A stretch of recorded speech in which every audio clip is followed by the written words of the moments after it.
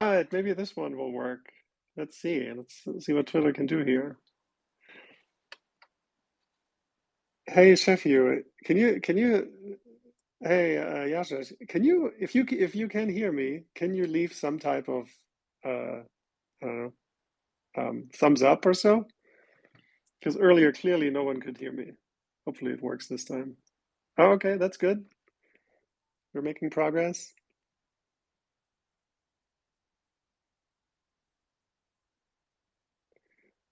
All right, nice. Yeah, earlier I was speaking the whole time, trying to invite people. No one accepted my invites, and I felt sad, but that's okay now. Okay. I think Michael and others will still try to join here as well. Let's see if we can get this show going. We did use Nostr nests that one time. Maybe we need to go back to Nostr nests to have a more stable experience.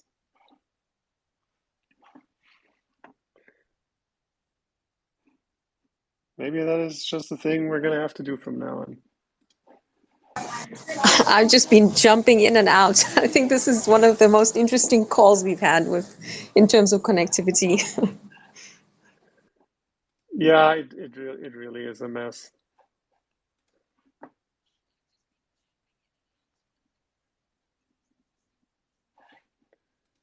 Okay, Michael cannot join this one here either. Let me see if this one works here.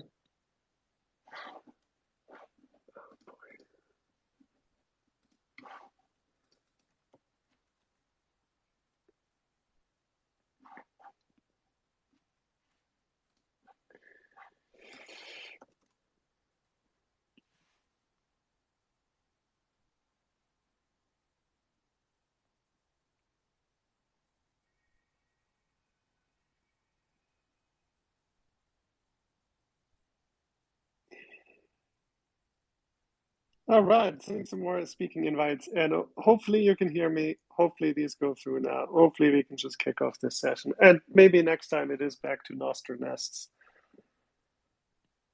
for just a more stable experience.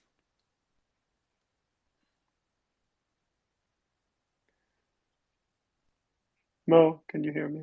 Yeah, works fine now. I'm not Mo, but Okay, I hear you. okay. Hey, Paolo. Yeah, I think Mo. She's out and about somewhere. I'm just trying to figure out my my speaker here. Sorry, don't mind. Yeah. Okay. Hey, Paolo, nice. Thanks for joining here. I was actually wondering, you asked for feedback in, maybe that's something we could start while you're here. Uh, you're looking for feedback on this research that you did in Brazil. Yes, yes. I've been bothering you guys, you all, with a ton of messages, and I'm super glad that you are open for taking a look at it and sharing some of your comments, some of your ideas regarding this research that I've been working on. Yeah, so you flew out to Brazil and you interviewed a lot of people and you tried to learn about the local payment system that the government rolled out and try to figure out how people use it, how the adoption works, what doesn't work, and how any of this, if any of this, and how any of this relates to Bitcoin, right? Exactly. And in my opinion, it relates a lot Yeah. when we consider that some of that both give the users the possibility of make instant transactions, both have 24/7 uptime, they use QR codes, and everything works around mobile devices. So I think there is a lot to learn from the user experience, and I think that one of the most impressive things that I saw was the speed of adoption. It's just crazy, it's just mind blowing to me to think that in a country that is so poor and where people have so different hardships and have to. I speak as someone that was born in Brazil and lives in Germany, so this contrast is very clear to me. Something that I cannot forget how it is like to live in Brazil. You have to deal with the criminality, you have to deal with poverty, you have to deal with so many different problems that you don't have to think about when you live in North America or in Europe. And yeah, and although they have all these problems, the system works and was adopted in an incredible speed. So yeah. I'm curious about that one. So you said, I'm probably making up the numbers. There were, I don't know, 200 million population and 140 million or so already used the Yeah, system in some yeah. way. It has, so the statistic is that 140 million people has already used it at least once for either sending or receiving a payment. Yeah, so 200 million, that includes also children, Yep. right? So people who otherwise will not, and that assumes that, well, I'm curious how widely spread smartphones are, and how that number compares to the active users. And I'm also curious, was there any government incentive? I know in El Salvador, they paid people. They're like, install this app and we'll give you 25 whatever in Bitcoin. Was there something like this? Because I could see that drive the adoption very No, quickly. not at all. But there were the banks were campaigning, were trying hard to get people to lock them in, so to say. The banks did all this hard work of trying to convince people to set up their accounts with these specific banks. Like it's like once you on Pix we have different key. We call it chaves. Would call can be translated to as keys. So you can use different. Oh, maybe the better term to explain it would be alias. You have different aliases, and you can set your phone number to be one of these aliases. And once you register this specific alias, for example, your phone number, with a specific bank, so it becomes locked in with this bank. So you cannot move it anywhere else. So part of the deal was that the banks were trying to get people as clients, and they kind of understood that it would be over time hard for people to keep switching between these different aliases that would connect to their Pix accounts. And yeah, Gotta lock people in. Yeah. To this, right? And so how? Yeah, exactly. What's the relationship? Like, what's the trust relationship between Brazilians and their government and their financial system? Is it pretty good? Is it shaky? Are people generally it's okay shaky. or trustworthy? Feel like shaky. they don't have a choice, or yeah, shaky? Yeah, that's a very interesting point, because in the 90s, something very bad happened. That was kind of a generational thing for a lot of people at my age. When we were children, we remember our parents talking about when President Collor froze a lot of people's accounts. So this is something that has already happened in the past, and it still lives in people's memories, so to say. And even though people have had this bad experience with the government taking control of their finances and being super restrictive, people still trusted the government to adopt Pix. I think that some of the advantages made it very, how could I say, unresistible. I think that's the perfect word. It became very, very, very hard to say no to adopting Pix. So what were some of those advantages? Like how much better was the system It's the than fact that you can make payments that are instant. I think is the one of the points that people said a lot. It came all the time. People said, "Okay, I don't have to wait." Some people said stuff like, "I can pay faster with a smartphone than I would take a bill and give it to someone." It's super interesting it was super interesting for me to hear people saying stuff like that.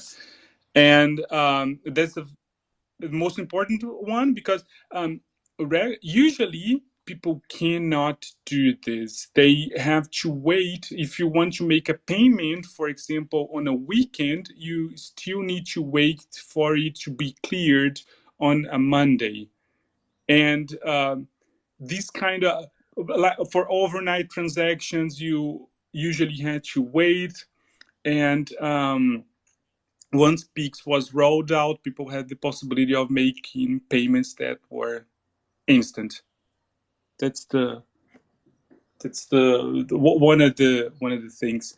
And the second one, I would say, that was the 0% fee for the users. I mean, they don't have to pay anything. If you're a merchant, in some situations when you are a big company, you have some fees to pay. But if you're a private person, so to say, and if you have a small business, you don't have to pay any sort of fees at all.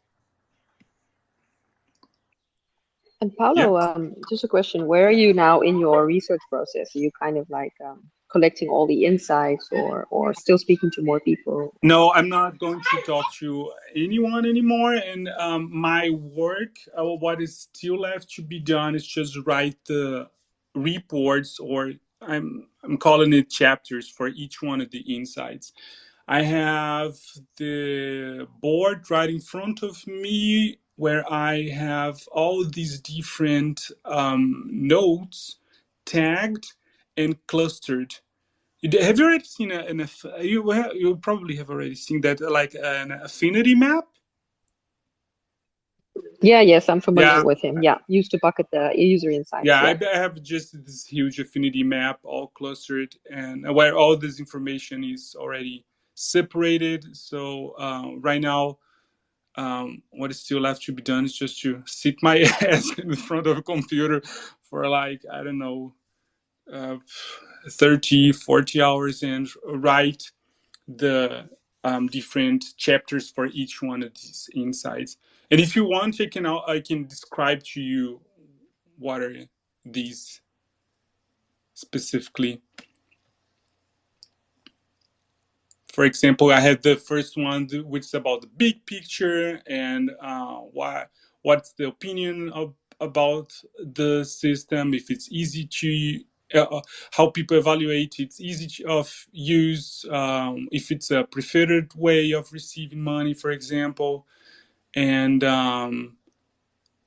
in this topic, in this chapter, I also speak a little bit about the key for success, which are these points that I have just mentioned: the 0% fees, the instant transactions, and a third point would be the possibility of making microtransactions, making payments that are super small.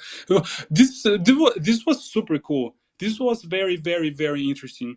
A taxi driver in Rio told me that once he started using Pix, he was able to take rides that he couldn't take before, because the amount was so low that people wouldn't be able to pay him. I thought that was fascinating. This is interesting. Excuse me? Yeah, this is interesting. This is very that's interesting. very, very interesting, because usually when I think about microtransactions, I'm always thinking about APIs calls and all these tech use cases, so to say. I would never relate or try to think about how microtransactions can actually be useful when someone is giving or offering in-person service like a taxi driver. Yeah. So this is this would be chapter 1, the big picture. And then I have chapter 2 about the merchant's perspective. Then I have chapter 3 about the digitalization of crime, scams and privacy. There are some privacy issues with PIX that no Bitcoiner would ever allowed it to happen. I mean, these are things that once I saw these issues, I thought, oh my God, why didn't they have a Bitcoiner in the central bank to help them to guide and to pay attention to this kind of issue? No Bitcoiner ever would have ignored it. These are some problems that allowed the criminals to move from the physical space into this virtual currency or virtual payment system world. Then I have chapter 4 about the digitalization of crime and about the cost of carrying cash. About this thing that once you carry cash, it is perceived negatively, as if it's a vulnerability for one, as if you are exposing yourself. And once people started using their smartphones for making payments, they feel somehow safer. Then there's the 5th chapter about spending habits, and then one about polarization and neutrality. Polarization in terms of political polarization. That's a huge topic in Brazil, and it also had an important role in this perception of this payment system. And then there's the 7th about design. The 7th and the 8th are the ones where I give some very specific, concrete design ideas and say, okay, this is something that I have learned, and I think we can transport them or translate them as guidelines for Bitcoin, for designing Bitcoin applications. The 7th is about designing contact lists to prevent mistakes. And the 8th is about designing receipts to prevent fraud, payment receipts. Then there's the last one, which is about the role of a trusted friend. And yeah, this is a small summary of the things that I intend to be writing about in the next weeks and months to come. I was just about to ask where that's available, but I guess you're just outlining your plan, right? Exactly. Awesome. I had it. I have. Sounds amazing, yeah. man. Thanks. Thank you very much.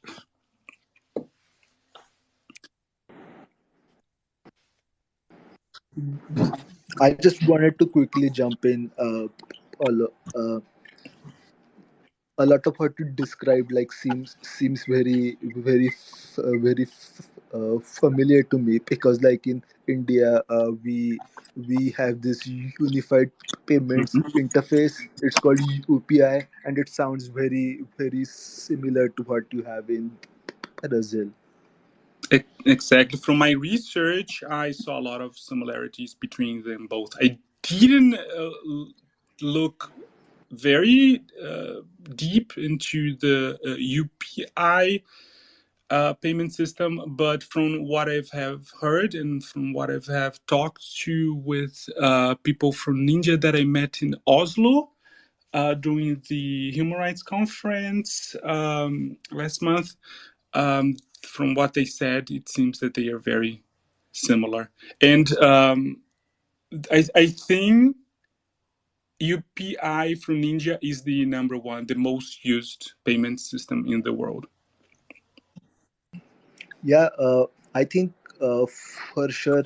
I think I was just reading that that UPI is now used by 250 million people, Yeah.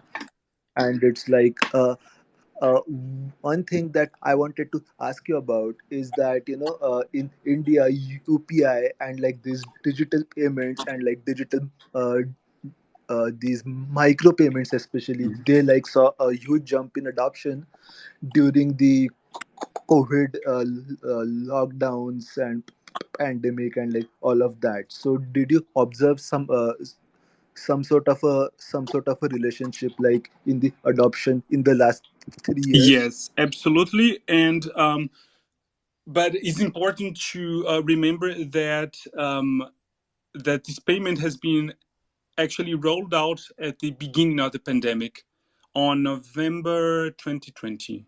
Everything started from there. So it was like, yeah, at the beginning of the pandemic. So yeah. Sound awesome. Yeah. Do you have any questions? Anyone else? Is there anything that you would like to know? Yeah. So I'm like reading the nine chapters and the titles of the chapters that is right now. So could you like quickly give like an overview like how the insights are are like related to Bitcoin and how we can use those like insights to improve Bitcoin adoption? I, from my perspective, Bitcoin is part of the same movement or the same mega trend, which is people are stopping to use physical cash and are using digital payment systems. So Bitcoin, as we all know, has a lot of advantages in comparison to all the other systems, and but yeah, I think I think it's better if I write it down so that I don't say anything wrong. But overall, one of the ideas that I had, one of the insights that I had once I was looking at the data was this feeling of, oh my God, there's a whole generation of people that is going to grow up without any contact with physical money. And once you think about it, once you think about this idea of growing up in a world where you never hold physical cash in your hands, and someone comes to you and shows Bitcoin for you, they're just very similar. They're just very. It's not something that is so far away from what you've already experienced before, and yeah. Do you think that there is a threat of Bitcoin being perceived kind of slow and clunky? I No, mean, no, not at all. in comparison to these kind of instant, easy, centralized things, it still works kind of differently, right? I mean, unless you have custodial options that you're using, or is that do you think that people will just, they won't care? That's a very good question, but because of Lightning and because of all the different things that we can do with Lightning, I think they will probably be perceived in the future as very similar tools with different advantages and different use cases. It's not clear to me now what is the role that Lightning is going to play in. It's not. The feeling that I have is that we are somehow early, but there's this generational aspect. But it's actually a very good question that you're asking, because once you have a centralized payment platform, it has some advantages that are just from a technical point of view very hard to beat. And yeah, I think that this is one of the reasons why it's very important for us to keep pushing for a Lightning, keep building things and keep trying different things and being fun and experimental, because we don't know what I think we don't know how Lightning is going to fit in this whole landscape, and what are the use case, and what are the different applications where people will look at it and think, oh my god, that's exactly what I was waiting for, that's exactly what I was waiting the whole time. And yeah. Right. Right. Yeah. The reason for the question was actually because once you get used to such a seamless experience, and then you move to something like Lightning, it has to be very, very similar. And once you have to think about liquidity management and then channel management and all these things, I think then you lose people. Yeah. So that was kind of the background. Yeah, absolutely. I totally agree. And this is one of the reasons why I think that's so important for us to just make sure that a lot of these technical aspects are just hidden out from the users, and that we build businesses, and that we build as much business models, and try a different approaches, so that we, on one hand, preserve Bitcoin's properties, and at the same time try to deliver the best user experience possible. Super interesting stuff you're getting to work on, Paolo, and looking forward to seeing the rest of your research results. Feel free to share it with the community if you're open to doing that. Thank you very much. Yeah. And speaking of wallets, I know Michael organized a call with the Lena wallet team. I think that's tomorrow, if I remember correctly. I don't know if you'd like to chat more about that, Michael.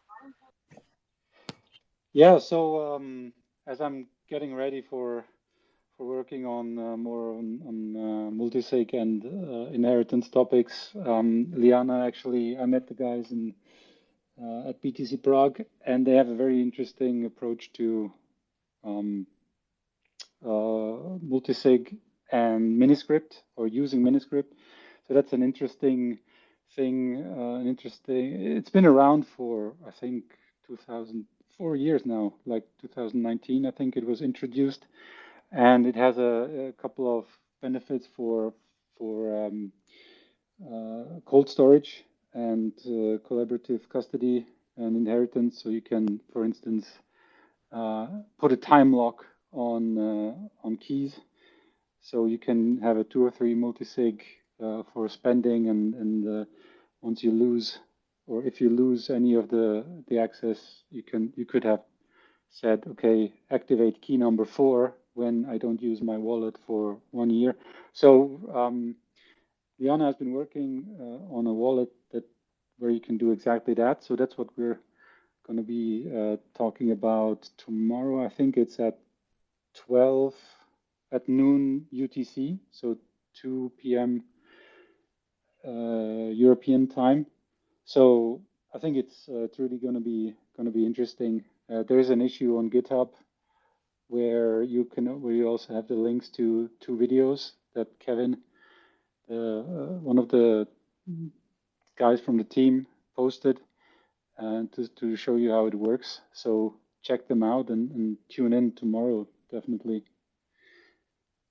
Does anybody of you, do you actually use multisig? And if yes, how actively, and in what setup? What are your guys' experience? I can start. I don't have any experience with multisig whatsoever. Yeah, you have to wrap your head around. Yeah. It is wrapping your head around. I have some experience with multisig, but there's definitely a lot of room for improvement. But it's not too much of experience, but some.